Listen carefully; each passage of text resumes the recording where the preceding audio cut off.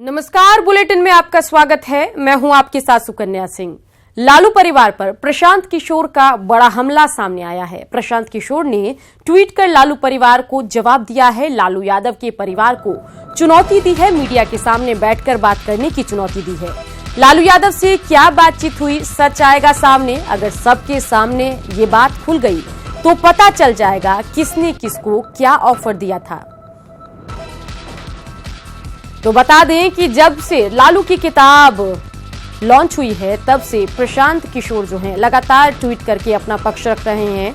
बता दें कि इस किताब में दावा किया गया है कि महागठबंधन से अलग होने के बाद नीतीश कुमार दोबारा महागठबंधन का हिस्सा बनना चाहते थे और इसी पूरे मसले को लेकर दूत बनाकर उन्होंने 5 बार प्रशांत किशोर को लालू प्रसाद यादव के पास भेजा था। उस दरमियान भी प्रशांत किशोर ने ट्वीट कर अपनी बात रखी थी, कही थी कि ये सारी बातें जो हैं वो बोगस है, उसकी सच्चाई से कोई उसका जो तालमेल नहीं है, ये झूठी बातें हैं। साथ ही कहा था कि अगर जो बातचीत हुई वो सबके सामने आ गई तो लालू परिवार शर्मसार हो जाएगा। उसी कड़ी में अगली ट्वीट आज आई है जिसमें प्रशांत किशोर ने आज कहा कि उन्होंने चुनौती दी लालू परिवार को कि मीडिया के सामने बैठकर बातचीत कीजिए, उसके बाद साफ हो जाएगा कि हम मिले थे और जो बात हमारे बीच में हुई थी या किसने किसको ऑफर दिया था ये दुनिया के सामने आ जाएगी। तो क्या कुछ ट्वीट है प्रशांत किशोर का, वो भी हम आपको ट्विटर प्लेट के जरिए दिखा रहे हैं।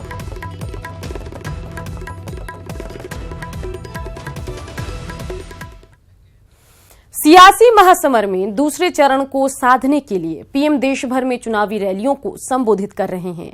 शुक्रवार को पीएम मोदी ने महाराष्ट्र, कर्नाटक और केरल में 3 रैलियों को संबोधित किया और सियासी विरोधियों पर हमला बोला।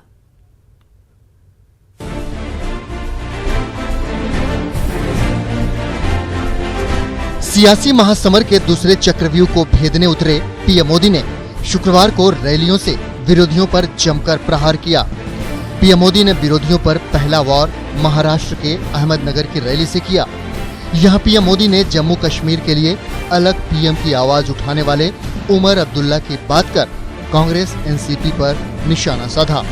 कांग्रेस एनसीपी ऐसे लोगों के साथ खड़े हैं जो कह रहे हैं कि जम्मू कश्मीर को भारत से अलग कर देंगे, जम्मू कश्मीर में अलग प्रधानमंत्री बना देंगे। मुझे कांग्रेस के लोगों से कोई उम्मीद नहीं है क्योंकि ये पाप उन्हीं की पैदावार है।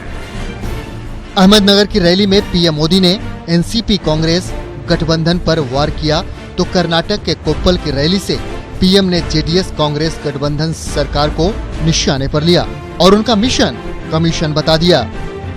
कांग्रेस और जेडीएस दोनों ही पार्टियां जनता से जितनी कटी हुई है उतनी ही सिर्फ और सिर्फ अपने परिवार से जुड़ी हुई है। लेकिन उनकी प्राथमिकता है खुद का स्वार्थ, परिवार का स्वार्थ। और उनका मिशन क्या है? उनका एक ही मिशन है, कमीशन। अहमदनगर और कोप्पल की रैलियों में कांग्रेस और उसके सहयोगी दलों को निशाने पर लेने वाले पीएम मोदी केरल के कोझिकोड में भी अपने सियासी विरोधियों पर बरसना नहीं भूले। UDF and LDF are different only in the name. In deeds, they are the same. Both have taken turns to loot the state. 2019 के सबसे बड़े सियासी महासमर में गुरुवार को देश के 91 लोकसभा सीटों के लिए चुनाव हुए और अब दूसरे चरण में 18 अप्रैल को 97 सीटों पर वोटिंग होगी।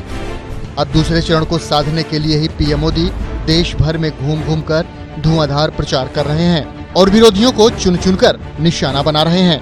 Bureau report, news 18 network.